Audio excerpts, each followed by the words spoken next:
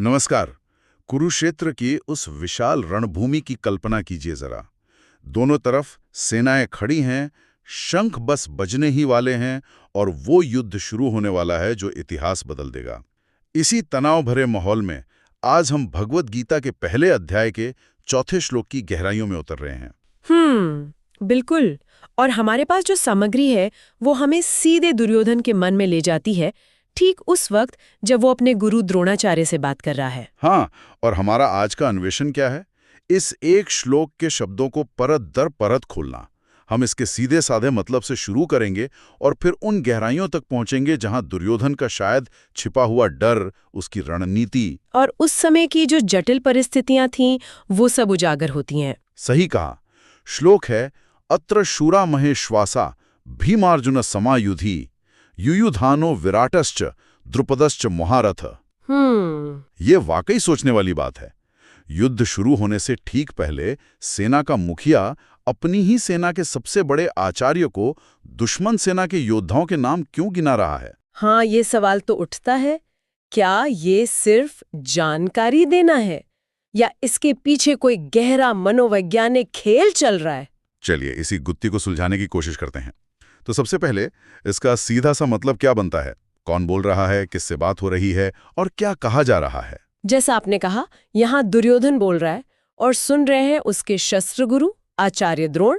दुर्योधन पांडवों की सेना की ओर इशारा करते हुए कह रहा है, यहाँ अत्र इस सेना में अनेक शूरवीर शूराहा हैं। अच्छा। जो महान धनुषधर महेश्वासाहा हैं और युद्ध में युद्धि भीम और अर्जुन के समान भीमार्जुन समाहा। महेश्वास मतलब? महान धनुष वाले यानी बड़े धनुषधारी। और फिर वो कुछ खास योद्धाओं के नाम भी लेता है ना? बिल्कुल। वो उदाहरण के तौर पर 3 नाम लेता है।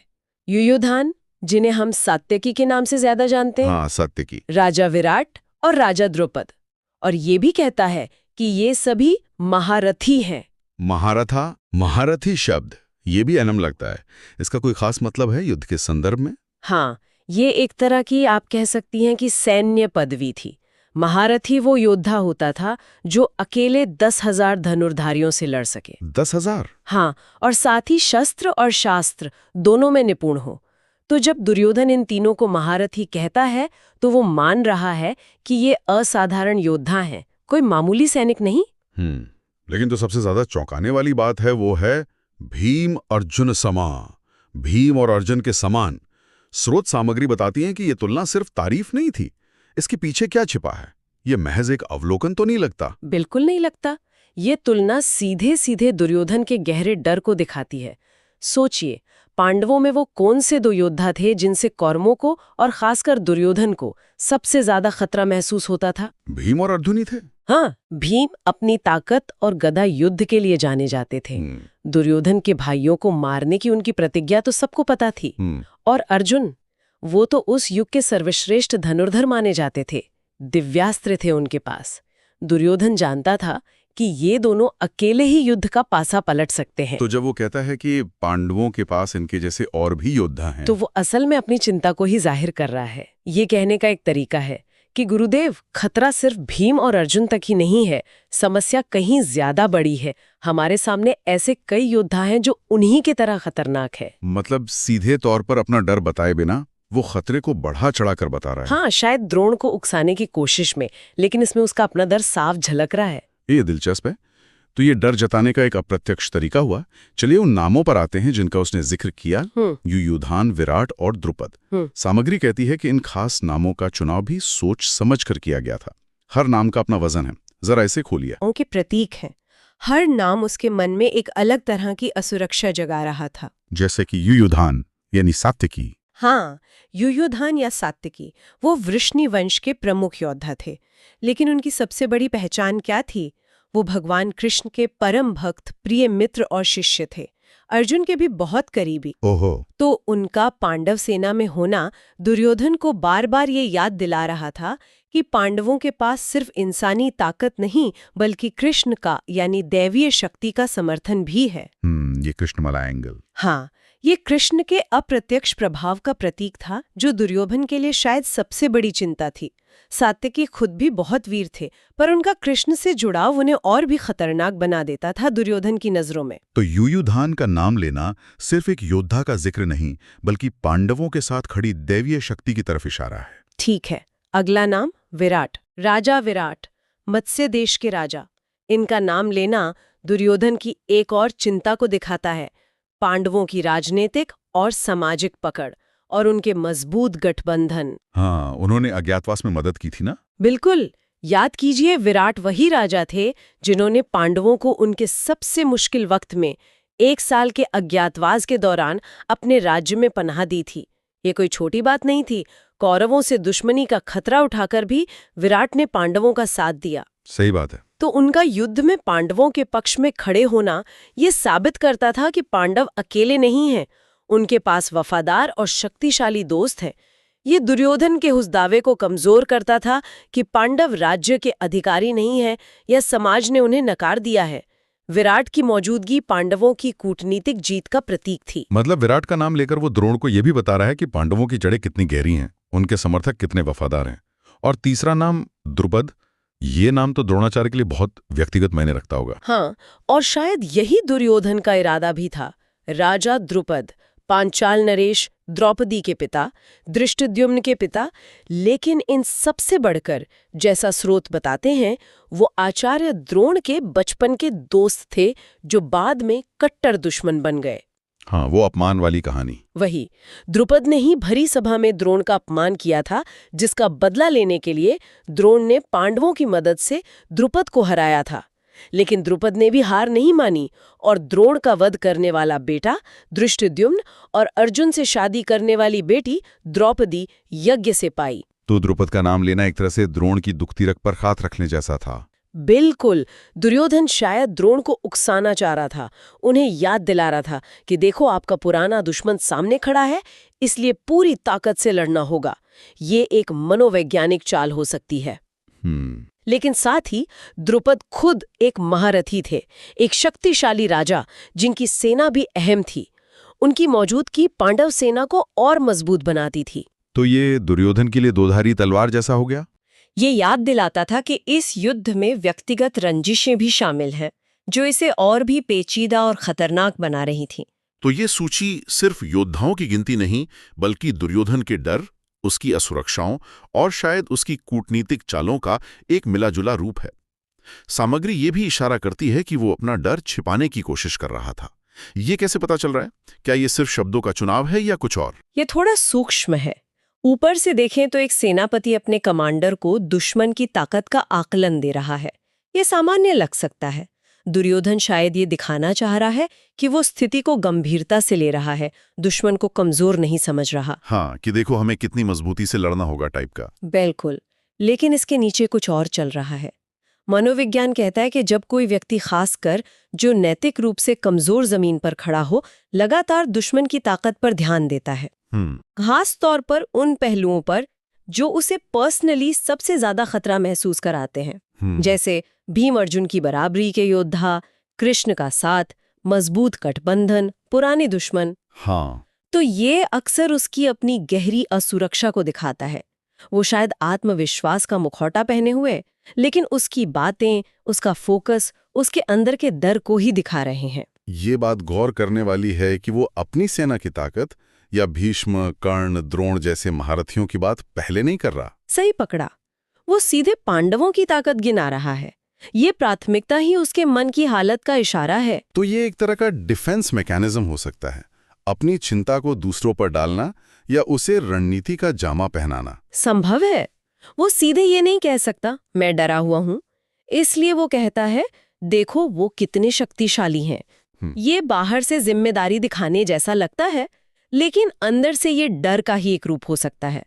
उसका आत्मविश्वास शायद उतना पक्का नहीं है जितना वो दिखाना चाहता है। क्यों? उसे किस बात का डर था? उसे पता है कि वो अधर्म के पक्ष में है, और शायद यही ज्ञान उसकी असुरक्षा का असली कारण है। यहाँ एक और पहलू हो सकता है। क्या ऐसा मुमकिन है कि ये दुर्योधन सिर्फ डर नहीं दिखा रहा, बल्कि द्रोण को ये याद दिला रहा है कि पांडवों के समर्थक कितने वफादार और शक्तिशाली हैं, जैसे विराट, द्रुपद। हम्म मतलब शायद ये पक्का करने के लिए कि द्रोण पांडवों के प्रति किसी भी पुराने लगाव या सहानुभूति के कारण युद्ध में ढिलाई न बरतें। अरे हाँ, ये एक बहुत ही मान्य व्याख्या है और दुर्योधन के चरित्र की जटिलता को दिखाती है। ये सिर्फ डर नहीं बल्कि एक सोची समझी रणनीति भी हो सकती है। क्योंकि द्रोण का पांडवों, खासकर अर्जुन से लगाव तो जग जाहिर था। बिल्कुल, दुर्योधन को ये चिंता हमेशा रहती थी कि कहीं गुरुदेव युद्ध में अपना 100% न दें। इसलिए पांडवों की ताकत और उनके समर्थकों का जिक्र करके, जिनमें द्रोण के अपने दुश्मन भी शामिल थे, हाँ, द्रुपद, वो द्रोण पर एक तरह का मनोवैज्ञानिक दबाव बनाने की कोशिश कर रहा होगा। उन्हें ये याद दिला रहा होगा कि ये युद्ध कितना गंभीर है और इसमें व्यक्तिगत निष्ठाओं से ऊपर उठकर कौरव पक्ष के लिए पूरी तरह समर्पित होना जरूरी है। तो मतलब डर और रणनीति का मिलाजुल हो सकता है। हाँ, डर उसे ये कहने पर मजबूर कर रहा है और रणनीति उसे द्रोण से ये कहने पर मजबूर कर रही है। ठीक है, ये विश्लेषण काफी गहरा है। अब अगर हम इसे थोड़ा और बड़े पैमाने पर देखें तो इस एक श्लोक और दुर्योधन की इस मनोदशा से हमें जीवन के बारे में क्या बड़ा सबक मिलता है। स्रोत सामग्री धर्म और अधर्म के मनोविज्ञान पर जोर देती है। हाँ, ये श्लोक और ये पूरी स्थिति धर्म और अधर्म के बीच के संघर्ष के मनोविज्ञान पर बहुत अहम रोशनी डालती है। इसके कई पहलू हैं। जैसे पहला तो ये कि अधर्म के रास्ते पर चलने वाले इंसान के अंदर हमेशा एक डर छिपा होता है, चाहे वो बाहर से कितना भी ताकतवर या कॉन्फिडेंट क्यों ना दिखे। दुर्योधन के पास इतनी बड़ी सेना थी, भीष्म, द्रोण, कर्ण जैसे महारथी थे, फिर भी उसके शब्दों में चिंता झलकती है। हाँ, उसका आत्मविश्वास सतही लगता है, क्योंकि उसे अंदर ही अंदर पता है कि उसका दावा सही नहीं है। ये डर असल में कर्म फल का या कह लें कि न्याय के पल्ले का डर है। और दूसरा ये कि इसके उलट जो धर्म के पक्ष में होते हैं उन्हें एक अंदरूनी ताकत और शांति महसूस होती है, भले ही उनके पास बाहरी साधन कम हो। पांडवों की सेना छोटी थी, उन्हें वनवास और मुश्किलें झेलनी पड़ी थी, लेकिन उनके कामों में हमें वो घबराहट या असुरक्षा नहीं दिखती जो दुर्योधन यहाँ दिखा रहा है। धर्म का साथी एक कवच बन जाता है। सही कहा। और तीसरा, अगर बड़ी तस्वीर देखें तो दुर्योधन का दूसरों की ताकत पर इतना ध्यान देना उसकी अपनी बुनियाद की कमजोरी का सबूत है। अच्छा, वो कैसे? जब आप जानते हैं कि आप सही हैं तो आप अपनी ताकत पर भरोसा करते हैं। जब आप जानते हैं कि आप गलत हैं तो आप लगातार बाहरी खतरों को देखते हैं और उन्हें बढ़ा चढ़ाकर महसूस करते हैं। दुर्योधन की असुरक्षा इसलिए इतनी ज्यादा है क्योंकि उसे कहीं न कहीं पता है कि उसका पूरा दावा अन्याय पर टिका है। तो हर शक्तिशाली विरोधी उसे उस अन्याय की याद दिलाता है। हाँ, और उसके गिरने की संभावना को दिखाता है। लेकिन कोई ये भी तो कह सकता है ये सिर्फ एक रियलिस्टिक मिलिट्री असेसमेंट था, डर नहीं। एक अच्छे सेनापति को दुश्मन की ताकत पता होनी चाहिए। इसमें अधर्म वाली बात कहाँ से आई? ये एक अच्छा पॉइंट है। बेशक सेनापति को दुश्मन का आकलन करना होता है, लेकिन यहाँ कॉन्टेक्स्ट मतलब संदर्भ बहुत महत्वपूर्ण है। हाँ, ये भगवद गीता शुरू होने से ठीक पहले का पल है। बिल्कुल, पूरी पृष्ठभूमि ही धर्म और अधर्म के संघर्ष की है। दुर्योधन का फोकस, उसकी तुलनाएं और उसके द्वारा चुने गए नाम जो व्यक्तिगत डर, दैवीय मदद, राजनीतिक गठजोड़ और पुरानी दुश्मनी की ओर इशारा करते हैं। ये सब मिलकर सिर्फ एक न्यूट्रल मिलिट्री रिपोर्ट से कहीं ज्यादा लगते हैं। अगर ये सिर्फ आकलन होता तो शायद वो अपनी सेना की ताकत का भी जिक्र करता या अपनी रणनीति पर बात करता, लेकिन उसका पहला कदम ही पांडवों की शक्ति का बखान करना है, वो भी अपने सबसे बड़े गुरु के सामने। हाँ, ये पैटर्न महाभारत के पूरे संदर्भ में दुर्योधन के चरित्र और उसकी असुरक्षाओं के साथ बिल्कुल मेल खाता है, जो उसके अधर्मी कामों से ही पैदा हुई हैं। तो संक्षेप में कहें, भगवद गीता का ये चौथा श्लोक सिर्फ कुरुक्षेत्र में खड़े कुछ योद्धाओं की लिस्ट नहीं है।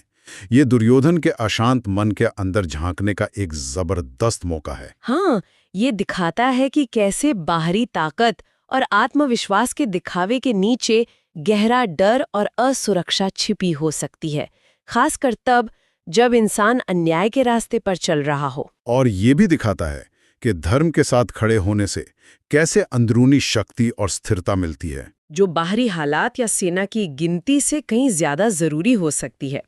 हमने ये भी देखा कि युयुधान, विराट और द्रुपद जैसे नाम सिर्फ योद्धा नहीं थे, बल्कि वो दुर्योधन के लिए खास चिंताओं के प्रतीक थे। दैवी सहायता, राजनीतिक गठबंधन और व्यक्तिगत दुश्मनी जो पांडवों की स्थिति को मजबूत कर रहे थे। ये विश्लेषण वाकई एक अहम सवाल भी खड़ा करता है कि डर और असुरक्षा खुद को कैसे जाहिर करते हैं, खासकर उन हालात में जब इंसान को अंदर ही अंदर ये एहसास होता है कि वो नैतिक रूप से सही जमीन पर नहीं है। हाँ, दुर्योधन के ये शब्द बाहरी दिखावे और अंदरूनी हकीकत के बीच के टकराव का एक क्लासिक उदाहरण है। वो कंट्रोल और कॉन्फिडेंस दिखाना चाहता है, लेकिन अनजाने में ही उसकी बातें उसकी कमजोरी और डर को उजागर कर देती हैं। बिल्कुल। तो आज की इस गहरी खोज को खत्म करते हुए एक विचार आपके साथ छोड़ जाते हैं। जरा सोचिए, हम अपने जीवन में, अपने आसपास या शायद कभी-कभी अपने अंदर भी कितनी बार देखते हैं कि बहुत ज्यादा आत्मविश्वास का दिखावा, ऊंची आवाज या दूसरों की ताकत या कमियों पर जरूरत से ज्यादा ध्यान देना असल में अंदरूनी शक, डर या असुरक्षा को छिपाने का एक तरीका होता है, खासकर तब जब इंसान को कहीं न कहीं पता हो कि उसका पक्ष या उसका काम पूरी तरह से सही नहीं है। और कैसे कभी-कभी दूसरों की शक्ति को पहचानना और उसे लगातार गिनते रहना हमारी अपनी अंदरूनी कमजोरियों को ही सबसे ज्यादा उजागर कर देता है। इस पर विचार कीजिएगा।